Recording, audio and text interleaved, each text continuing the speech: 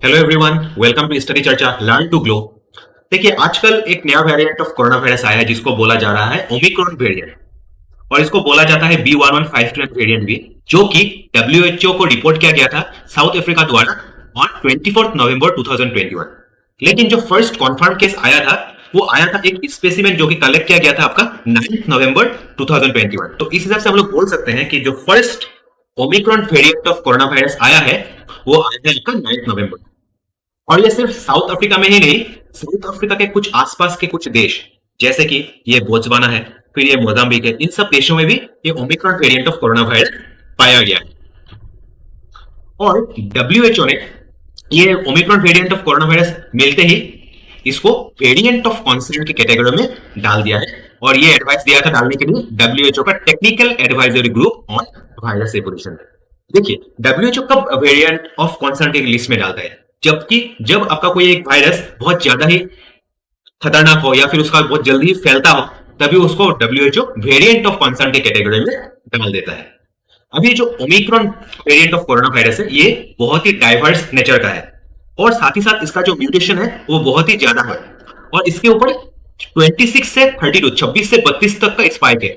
आप थोड़ा ध्यान रखिए, जो अल्फा वेरिएंट मिला था, अल्फा वेरिएंट में जो स्पाइक के नंबर्स थे वो थे 9 से 10, और जो डेल्टा वेरिएंट जो इंडिया में पाया गया था उसमें स्पाइक्स थे 7 से 8।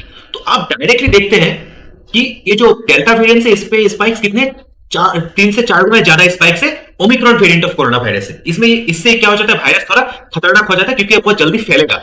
और साथ ही साथ ये जो Omicron variant of corona virus है इसका इम्यून एस्केप पोटेंशियल भी बहुत हाई है, और हायर ट्रांसमिसिबिलिटी, मतलब बहुत जल्दी फैलेगा। और इम्यून एस्केप पोटेंशियल का मतलब क्या है? देखिए, वो किसी भी अगर वायरस का इम्यून एस्केप पोटेंशियल जितना ज्यादा होगा उतना ही उस वायरस का इम्यूनिटी पावर हाई होगा, और दूसरे भाषा में बोल सकते हैं उतना ही वो वायरस फिट होगा, और ये आराम से फाइट कर पाता है थेराप्यूटिक एंटीबॉडीज के अगेंस्ट में। और इसी हिसाब से देखा जाए तो वायरस के बहुत सारे वेरिएंट्स जैसे कि alpha, beta, gamma, delta, Omicron, इसके अलावा भी बहुत सारे वेरिएंट्स है जैसे कि हो गया इपिल्सन हो गया, थीटा हो गया, जी हो गया, है ना।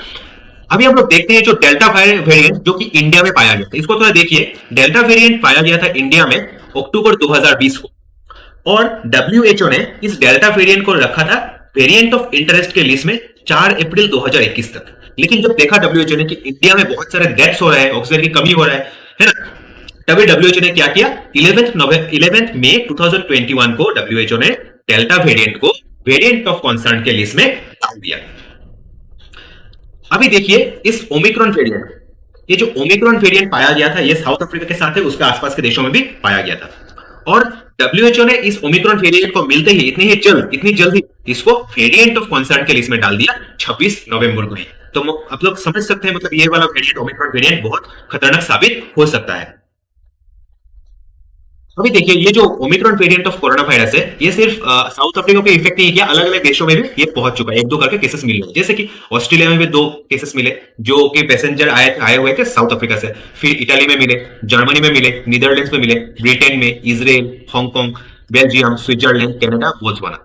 आपको अगर कोई एग्जाम की प्रिपरेशन करे तो आपको पूछ सकता है शायद कि जो किस देश में सेकेंड ओमिक्रॉन वेरिएंट का केस डिटेक्ट हुआ था, तो आप लोग आंसर लिख सकते हैं हांगकांग में ही आपका दूसरे वेरिएंट ऑफ कोरोना वायरस और दूसरा variant of Omicron variant of corona virus का स्ट्रेन पाया गया था। सबसे पहला देश हो जाएगा साउथ अफ्रीका, दूसरा देश होगा आपका हांगकांग। अभी देखिए, जो पहले के जो हम लोग का कोरोना वायरस के जो सिम्टम्स है जैसे कि अल्फा या फिर डेल्टा वेरिएंट का अलग अलग सिम्टम्स है, जैसे कि किसी का टायर्डनेस होना, फिर आपका बॉडी पेन होना, फिर सांस लेने में तकलीफ, loss of smell, loss of taste, इस तरह का कुछ सिम्टम्स दिखाई दे रहे थे। लेकिन जो ये Omicron variant of corona virus है इसमें थोड़ा मिक्स किस्म के सिम्टम्स दिखाई दे रहा है, कुछ यूनिक किस्म के भी सिम्टम्स दिखाई दे रहे हैं। जैसे कि पॉइंट नंबर 1 देखिए, इसमें आपका दिखाई देगा कि ये होने से जिन लोगों को ये Omicron variant of corona virus का इंफेक्शन हुआ उन लोगों को बहुत ज्यादा ही टायर्डनेस फील हुआ। और नंबर 2 पॉइंट थोड़ा यूनिक है, जैसे पहले के वेरिएंट में आपका ऑक्सीजन लेवल्स वगैरह बहुत नीचे चला जाता है, लेकिन ये जो ओमिक्रॉन वेरिएंट है और वेरिएंट ऑफ इंफेक्शन है इसमें आपको ऑक्सीजन लेवल सेम ही है, इसमें ऑक्सीजन लेवल घटा नहीं, जो कि एक अच्छी बात ही है।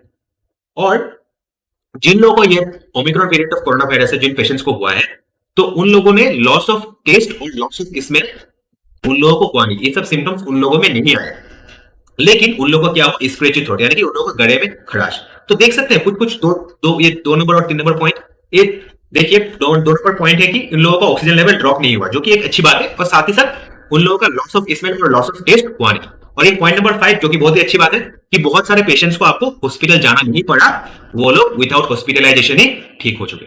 लेकिन इस हिसाब से आप लोग थोड़ा अपना भी ख्याल रखिए, मतलब इतना ऐसे बिंदास होकर घूमने से नहीं चलेगा, क्योंकि इसके ऊपर बहुत सारे रिसर्च अभी होने बाकी है, जो कि आने वाले समय हम लोगों को मालूम चलते रहेगा, है ना। अभी देखिए इंडिया इस पे कहा है, देखिए इंडिया के बेंगलुरु एयरपोर्ट में दो पैसेंजर आए थे साउथ अफ्रीका से, और उन दोनों के भी हुआ था कोविड इन्फेक्शन। एक को हुआ था डेल्टा वेरिएंट, लेकिन जो दूसरा बंदा था उसको थोड़ा अलग किस्म का कुछ हुआ था। तो इसलिए जो कर्नाटका के हेल्थ मिनिस्टर है, इसको डाउट किया था कि उस दूसरे बंदे को हुआ है Omicron variant of corona virus. लेकिन ये आज आप देख सकते हैं, ये हिंदुस्तान टाइम्स का ये आर्टिकल है, आज नवंबर 30 है, तो आज का ये आर्टिकल है। इसमें हमारे honourable union health and family welfare minister Mansukh Mandaviya ji ने बोला है कि इंडिया में अभी तक कोई भी Omicron variant of corona virus का केस सामने नहीं आया, जो कि एक अच्छी बात है और ऐसा ही चलना चाहिए, है ना। अभी एक बात देखिए, साउथ अफ्रीका के साथ इंडिया का बहुत अच्छे रिलेशंस है, तो इसी हिसाब से इंडिया ने साउथ अफ्रीका को पहले भी बहुत सारा हेल्प किया है और अभी भी हेल्प करने को जा रहा है। जैसे कि इंडिया ने बोला है कि इंडिया साउथ अफ्रीका को कुछ लाइफ सेविंग ड्रग्स, फिर टेस्ट किट्स, फिर ग्लोव्स, पीपीई किट्स और मेडिकल इक्विपमेंट्स जैसे कि वेंटिलेटर्स वगैरह सप्लाई करेगा। ये आपको मिनिस्ट्री ऑफ एक्सटर्नल अफेयर्स की वेबसाइट में ये वाला आर्टिकल आपको पढ़ने को मिल जाएगा। और पहले भी इंडिया ने बहुत बहुत ही हेल्प कर चुका है साउथ अफ्रीका के देशों को, जैसे कि 25 million doses of Covid vaccine, है ना। और वैसे ही बहुत सारे हेल्प कर चुका है साउथ अफ्रीका के देशों को, जो कि एक अच्छी बात है। So thank you everyone guys for listening, and stay safe and stay healthy, and जितना हो सके इस वीडियो को लाइक, शेयर और सब्सक्राइब कीजिए, इस चैनल को शेयर कीजिए इसी तरह के अमेजिंग वीडियोस देखने के लिए।